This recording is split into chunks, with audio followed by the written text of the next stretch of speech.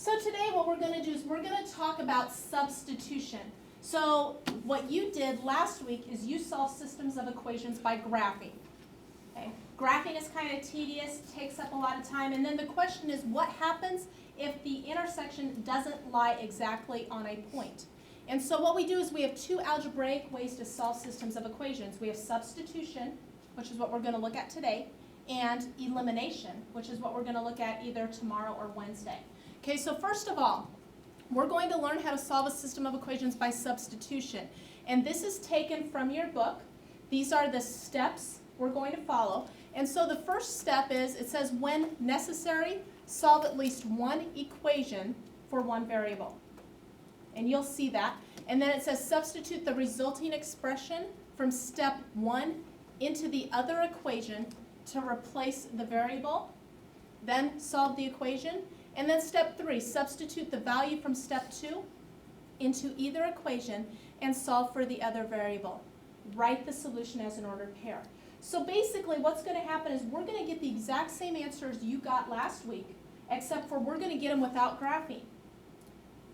And if we look at number 1, we're going to solve this. So like what you would have done Thursday and Friday is you would have went ahead and graphed it. You would have found the slope and the y-intercept, graphed it, found where they intersected. We're going to do it strictly like this. I'm not going to have any graph around. Okay? So let's go ahead and start. Good rule of thumb is to write it down. Okay, so write down the system of equations.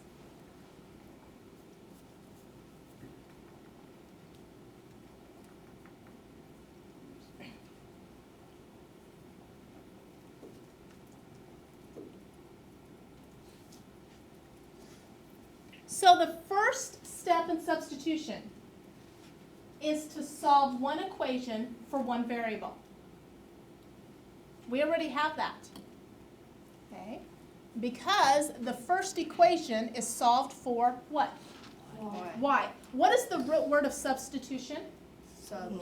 Substitute. And so what I'm going to do is I'm going to take this right here, the one I've highlighted, and I'm going to substitute that into the second equation. Now notice it says y equals 2x plus 1. So what I'm going to do is I'm going to go to the y in the second equation. And I'm going to substitute in place of y, I'm going to put in 2x plus 1. Okay. So I've got 3x plus 2x plus 1 equals negative 9. Now in looking at that equation, it's only got an x and numbers, so we can solve that for x. So what I'm going to do first is add like terms, 3x and 2x, which is 5x plus 1 equals negative 9. What am I going to do next? Subtract 1. Good. And so I end up getting 5x to equal negative 10. What do you do now? Divide by 5. So what does x equal? Negative 2. Now if you remember, the next step said whatever you get here, you go back to the first equation you started with. Okay? And you substitute in negative 2 up here for x. So I'm going to substitute negative 2 right here for x. If I do that, I get 2 times negative 2 plus 1. What is 2 times negative 2, guys? Negative 4. Negative 4. Plus 1 is? Negative 3. Negative 3. So let's see what this says.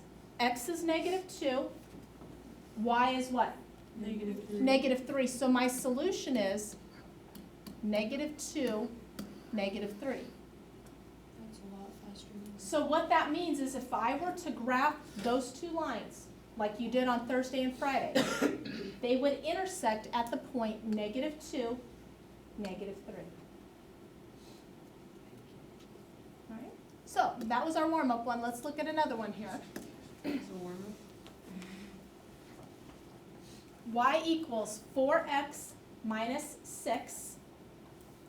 And then I have 5x plus 3y equals negative 1. So we need to solve for one variable. And notice I what? I already have that, right? I have that right here. So I'm going to substitute this in right here. Now this is a little different from the time before because notice I've got a 3y instead of 1y. So what I'm going to do is I've still got 5x plus, what do you think is going to come next? 3 times 4x. 3, and then in parentheses, since it's a quantity that I'm substituting in, I'm taking 4x minus 6, and I'm replacing that in for y.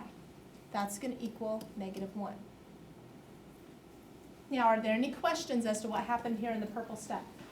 Something that doesn't quite make sense? Does it matter if you always, can you always put parentheses if you? You always need to put parentheses. Because on my next step, the reason why parentheses are so important is that now I need to distribute that to each. So I have 3 times 4x, which is what? 12x. I have 3 times -6, which is? 18. -18, yep. Equals -1. Let's go ahead and add like terms together. And I end up getting 17x minus 18 equals -1. What do I do now? Add 18 to both. Add 18 to both sides. Very good. So I end up getting 17x to equal what? 17. 17. What do you do now? Divide by 17. Divide by 17, and I get x to equal 1. 1. Now, does anybody remember now where I go? Yep, you put the 1 up in the X spot. I in put the first 1 equation. right here. So I've now got 4 times 1 minus 6. So what is 4 times 1?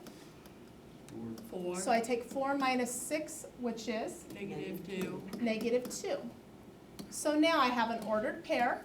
What does my ordered pair look like? 1 -2. 1, -2. Questions? So far, so good? I want you to try this one for me, okay?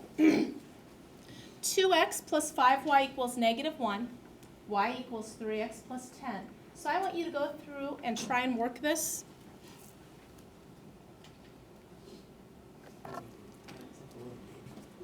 Okay, so you're going to notice that they're flipped around a little bit, and that's okay. And so in this case, y equals 3x plus 10. So what I'm going to do is I'm going to take 3x plus 10, and I'm going to substitute it in right there.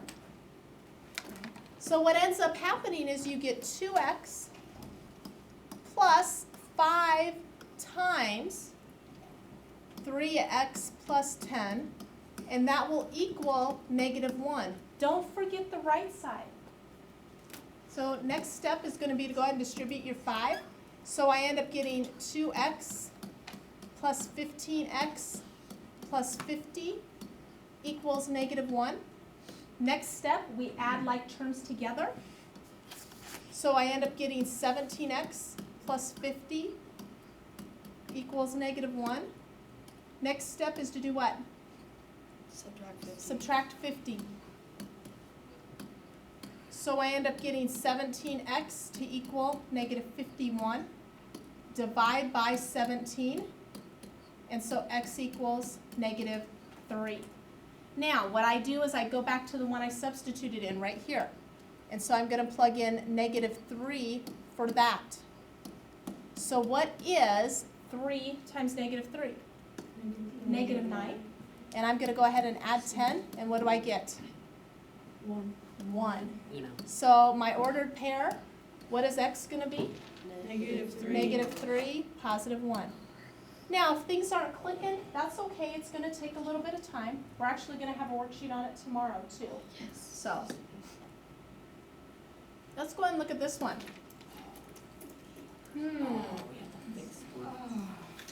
Oh, no. Some of you that are already starting to write this down, you see our problem. In every problem up until now, it's been y equals something. This problem, that's not the case. So what we're going to need to do is solve for a variable. Now my suggestion when you're doing substitution, you look for a variable that is just one x or one y. And that's what we're going to focus on.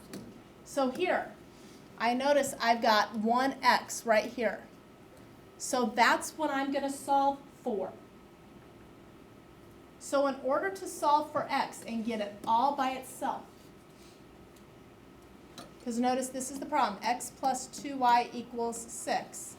How do I get the x all by itself? Subtract 2y. I subtract the 2y. So really, x equals 6 minus 2y. Now, could I write that negative 2y plus 6? Yes. Yeah, that's the same thing. It doesn't matter. Now what I'm going to do is take this, and where am I going to plug it? In for x.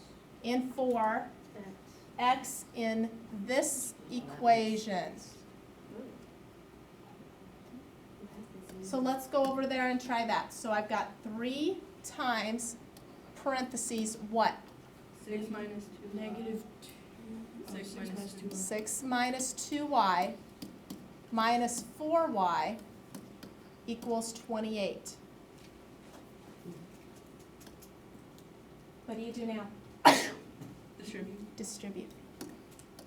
So I end up getting 18 minus 6y minus 4y equals 28.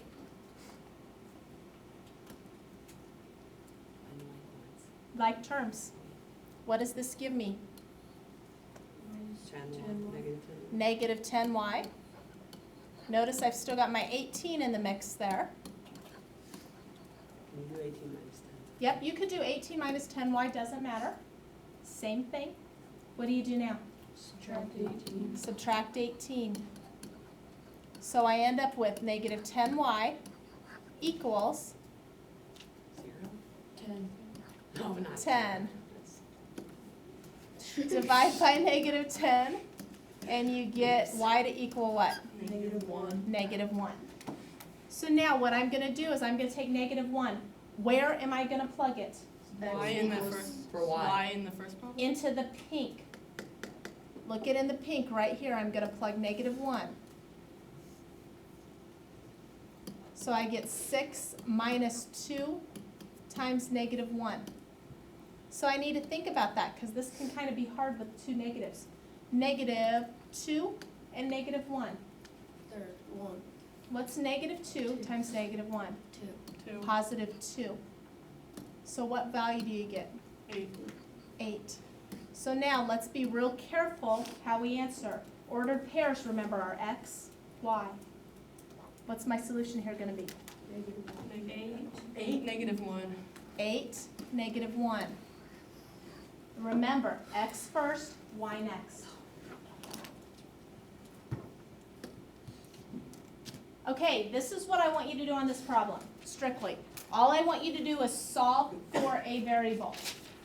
Solve for a variable, stop, and then we'll continue. So this step, solve for a variable, shouldn't take you very long, but I want you to solve for one variable, stop, and we'll continue.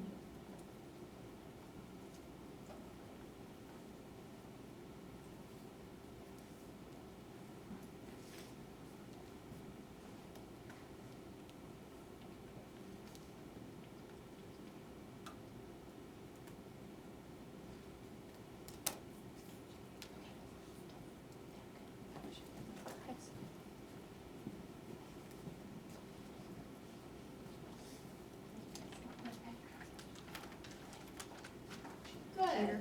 Great. Looks like we did great. We solved the bottom equation for y. And there are two ways to write this. You could have either had negative 13 plus 3x, or I saw some of you write it this way. Either of those is acceptable. Doesn't matter which one. Now what I'm going to do, remember, is I'm going to take this. Actually, I'm going to stick with this because I think more of you had this. I'm going to take this, and where am I going to plug it? In Y. 5y. In for the y right here. So what I want you to do now, you write the next step and then stop. So I want you to write that step. I don't want you to do any math. Write the substitution step, and then I want you to stop. I'm proud of you, Clay. You stopped. You have willpower for your brain. Clay too. T-Bow's not a cheater. Yeah. T-Bow's means that people cheat for him.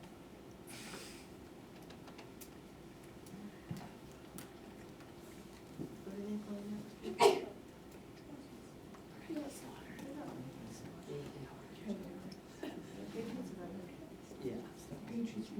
You have just done the hardest part of substitution because what you do now is all just simplifying. I mean, that's all it is. This is stuff we did earlier in the year. Okay? So, what I need you to do now, distribute your 5. Go from there. Solve for x. Okay? So go ahead, distribute your 5, solve for x.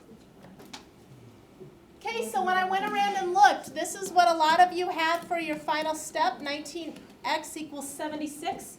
Divide both sides by 19, you should get x to equal 4. You guys did a great job there. So now remember, I take 4 and I'm going to go up here to the pink equation. Either of the ones that you had, so I either could put 4 here or I could put 4 here. It doesn't matter. So if I put 4 in the first equation, I'm going to get negative 13 plus what number? 12. 12. So what does y equal? Negative uno. Negative 1. So my ordered pair, folks, is going to be what? 4, negative 1. 4, negative You 1. don't have to put it in the opposite one that you did the first, oh, wait a minute. You did.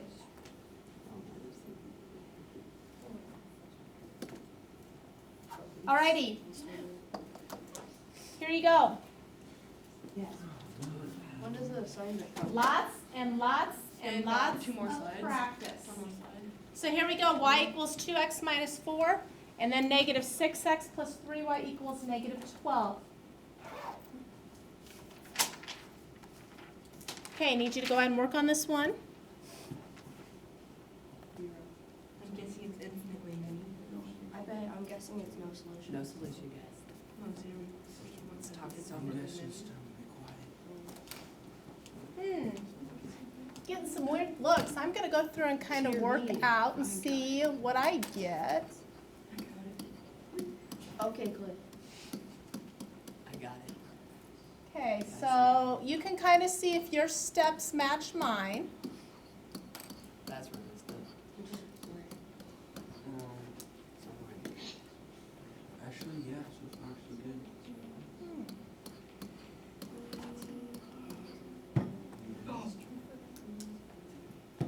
Negative 12 equals negative 12. Oh, So some thoughts? 36 and 6 equals 0.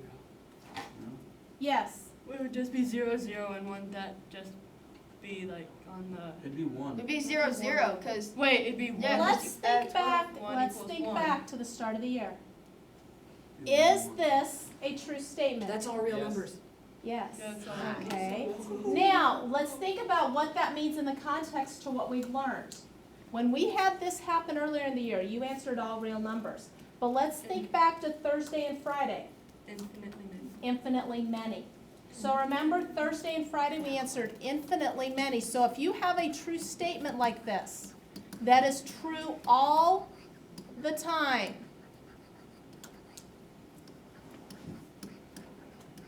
you will answer infinitely many solutions.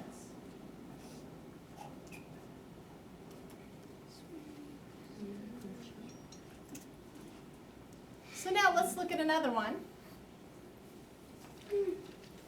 And let's kind of work through this one in class. Now, we're going to have to be really, really careful about one thing. And that's that it says a negative y. Okay, so notice, I see this equation is already solved for y. Piece of cake.